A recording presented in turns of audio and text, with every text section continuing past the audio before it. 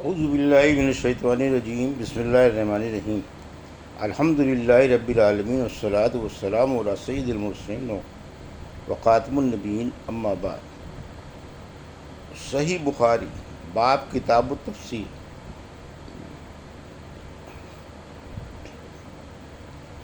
حدیث نمبر 4534، اردو ترجمہ۔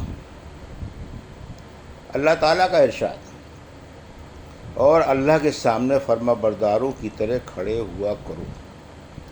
ہم سے مسدد بن مسحرت نے بیان کیا، کہا ہم سے یحییٰ قطان نے بیان کیا، ان سے اسماعیل بن ابی خالد نے، ان سے حارث بن شبل نے، ان سے ابو عمرو شیبانی نے، اور ان سے زید بن ارقم رضی اللہ عنہ نے بیان کیا کہ پہلے ہم نماز پڑھتے ہوئے بات بھی کر لیا کرتے تھے۔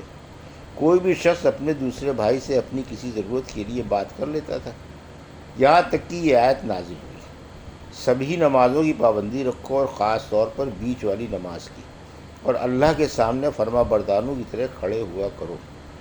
اس آیت کے ذریعے ہمیں نماز میں چپ رہنے کا حکم دیا گیا۔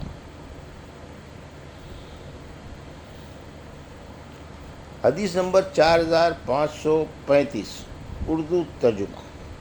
اللہ تعالیٰ کا ارشاد ہے، اگر تمہیں ڈر ہو تو تم نماز پیدل ہی پڑھ لیا کرو، سواری پر چڑھ لو، پھر جب تم امن میں آ جاؤ تو اللہ کو یاد کرو جس طرح اس نے تمہیں سکھایا ہے، جسے تم جانتے بھی نہ تھے۔ سعید بن جبیر نے کہا، وسع کرسیہ میں کرسی سے مراد پروردگار کا علم ہے۔ یہ تعویلی مفہوم سے ہے، اتحاد اسی میں ہے کہ ظاہر معنوں میں تسلیم کر کے حقیقت کو علم الہی کے حوالے کر دیا جائے۔ بسطت سے مراد زیادتی اور فضیلت ہے۔ افرق کا مطلب انزل ہے، یعنی ہم پر صبر نازل فرما۔ لفظ ولا یعودہ کا مطلب یہ کہ اس پر بار نہیں ہے، اسی سے لفظ آدمی بنا ہے، یعنی مجھ کو اس نے بوجھل بنا دیا۔ اور لفظ عاد اور عبد قوت کو کہتے ہیں۔ لفظ السنہ اونگ کے معنی میں ہے۔ لم یتسنہ کا معنی نہیں بگڑا الفاظ، فبہت کا معنی یعنی دلیل سے ہارے گا۔ لفظ خاوی یعنی خالی، جہاں کوئی رفیق نہ ہو۔ لفظ عروشہ سے مراد اس کی عمارتیں ہیں۔ ننشزہ کے معنی ہم نکالتے ہیں۔ لفظ آثار کے معنی تند ہوا جو زمین سے اٹھ کر آسمان کی طرف ایک ستون کی طرح ہو جاتی ہے، اس میں آگ ہوتی ہے۔ ابن عباس نے کہا، لفظ سردہ یعنی چکنا صاف جس پر کچھ بھی نہ رہے، اور اکرمہ نے کہا لفظ وابل زور کے میں پر بولا جاتا ہے، اور لفظ تل کے معنی شبنم اوس کے ہیں۔ یہ مومن کے نیک عمل کی مثال ہے کہ وہ ضائع نہیں جاتا۔ یتسنہ کے معنی بدل جائے، بگڑ جائے۔ ہم سے عبداللہ بن یوسف نے بیان کیا، کہا ہم سے امام مالک نے بیان کیا، ان سے نافع نے، کہ جب حضرت عبداللہ بن عمر رضی اللہ عنہ سے نماز خوف کے متعلق پوچھا جاتا تو وہ فرماتے کہ امام مسلمانوں کی ایک جماعت کو لے کر خود آگے بڑھے اور انہیں ایک رکعت نماز پڑھائے۔ اس دوران میں مسلمانوں کی دوسری جماعت ان کے اور دشمنوں کے درمیان میں رہے۔ یہ لوگ نماز میں ابھی شریک نہ ہوں، پھر جب امام ان لوگوں کو ایک رکعت پڑھا چکے جو پہلے اس کے ساتھ تھے، تو اب یہ لوگ پیچھے ہٹ جائیں اور ان کی جگہ لے لیں جنہوں نے اب تک نماز نہیں پڑھی ہے، لیکن یہ لوگ سلام نہ پھیریں۔ اب وہ لوگ آگے بڑھیں جنہوں نے نماز نہیں پڑھی ہے، اور امام انہیں بھی ایک رکعت نماز پڑھائے۔ اب امام 2 رکعت پڑھ چکنے کے بعد نماز سے فارغ ہو چکا، پھر دونوں جماعتیں جنہوں نے الگ الگ امام کے ساتھ ایک ایک رکعت نماز پڑھی تھی، اپنی باقی ایک ایک رکعت ادا کر لیں، جبکہ امام اپنی نماز سے فارغ ہو چکا ہے۔ اس طرح دونوں جماعتوں کی 2 رکعت پوری ہو جائیں گی۔ لیکن اگر خوف اس سے بھی زیادہ ہے تو ہر شخص تنہا نماز پڑھ لے، پیدل ہو یا سوار، قبلے کی طرف رخ ہو یا نہ ہو۔ امام مالک نے بیان کیا، ان سے نافع نے کہ مجھ کو یقین ہے کہ حضرت عبداللہ بن عمر رضی اللہ عنہ نے یہ باتیں رسول کریم صلی اللہ علیہ وسلم سے سن کر ہی بیان کی ہیں۔ حدیث نمبر 4536 اردو ترجمہ۔ اللہ تعالیٰ کا ارشاد ہے، جو لوگ تم میں سے وفات پا جائیں اور بیویاں چھوڑ جائیں۔ مجھ سے عبداللہ بن ابی اسود نے بیان کیا، کہا ہم سے حمید بن اسود اور یزید بن زریع نے بیان کیا، کہا کہ ہم سے حبیب بن شہید نے بیان کیا۔ ان سے ابن ابی ملیکہ نے بیان کیا کہ حضرت ابن زبیر رضی اللہ عنہ نے حضرت عثمان بن عفان رضی اللہ عنہ سے کہا کہ سورہ بقرہ کی آیت یعنی جو لوگ تم میں سے وفات پا جائیں اور بیویاں چھوڑ جائیں، اللہ تعالیٰ کے فرمان غیر اخراج تک کو دوسری آیت نے منسوخ کر دیا ہے۔ اس کو آپ نے مصحف میں کیوں لکھوایا، چھوڑ کیوں نہیں دیا؟ انہوں نے کہا، میرے بھتیجے، میں کسی آیت کو اس کے ٹھکانے سے بدلنے والا نہیں، یہ حمید نے کہا، یا کچھ ایسا ہی جواب دیا۔ حدیث نمبر 4537 اردو ترجمہ۔ اللہ تعالیٰ کا ارشاد، اس وقت کو یاد کرو جب ابراہیم علیہ السلام نے عرض کیا کہ اے میرے رب، مجھے دکھا دے کہ تو مردوں کو کس طرح زندہ کرے گا۔ ہم سے احمد بن صالح نے بیان کیا، ان سے ابن وہب نے بیان کیا، انہیں یونس نے خبر دی، انہیں ابن شہاب نے، انہیں ابو سلمہ اور سعید، ان سے حضرت ابو ہریرہ رضی اللہ عنہ نے بیان کیا کہ رسول اللہ صلی اللہ علیہ وسلم نے فرمایا، شک کرنے کا ہمیں ابراہیم علیہ السلام سے زیادہ حق ہے۔ جب انہوں نے عرض کیا تھا کہ اے میرے رب، مجھے دکھا دے کہ تو مردوں کو کس طرح زندہ کرے گا، اللہ کی طرف سے ارشاد ہوا، کیا تجھ کو یقین نہیں ہے؟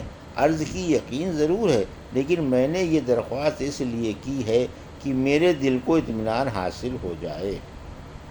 حدیث نمبر 4538 اردو ترجمہ۔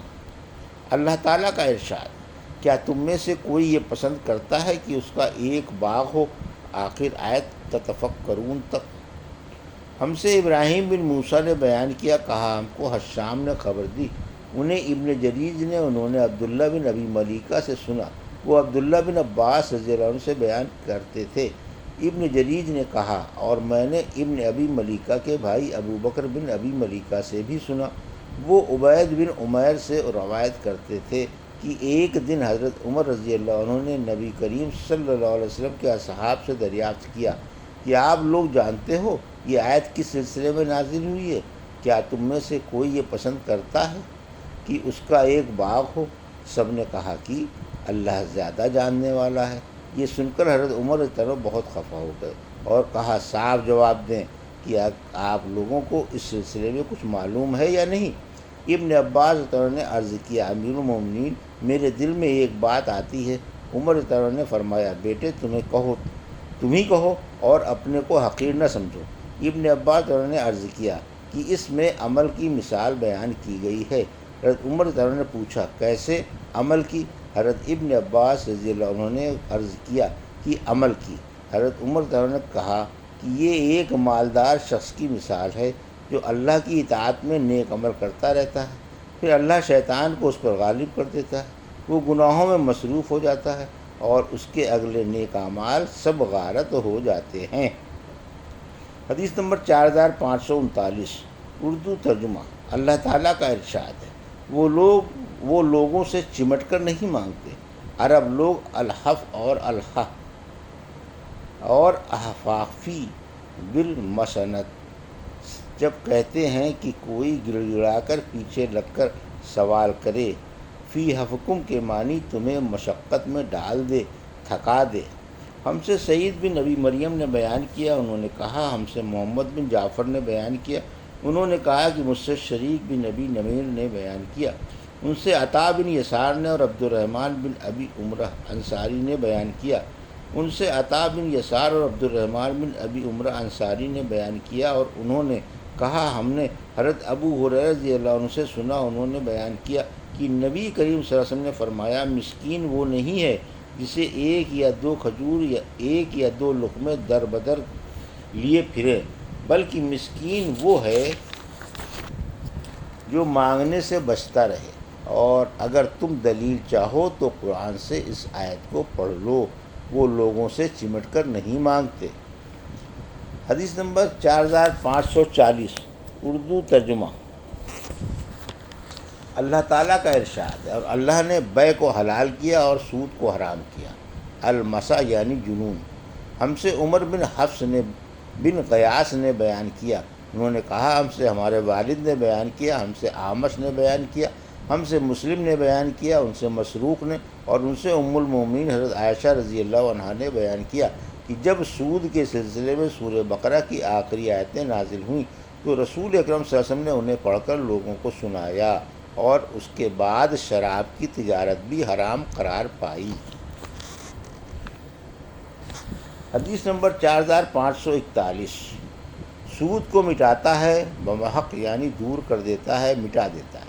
ہم سے بشر بن خالد نے بیان کیا، انہوں نے کہا ہم کو محمد بن جعفر نے خبر دی، انہیں شعبہ نے، انہیں سلیمان اعمش نے، انہوں نے کہا کہ میں نے ابو زحا سے سنا، وہ مسروق سے روایت کرتے تھے کہ ان سے حضرت عائشہ رضی اللہ عنہا نے بیان کیا جب سورہ بقرہ کی آخری آیتیں نازل ہوئیں تو رسول اللہ صلی اللہ علیہ وسلم باہر تشریف لائے اور مسجد میں انہیں پڑھ کر سنایا، اس کے بعد شراب کی تجارت حرام ہو گئی۔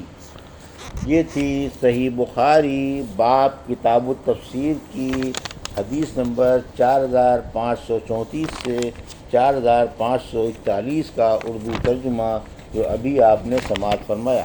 اللہ سے دعا ہے کہ اللہ ہمیں ان حدیثوں کی صحیح سمجھ عطا فرما اور ان پر عمل کرنے کی توفیق عطا فرما، آمین یا رب العالمین۔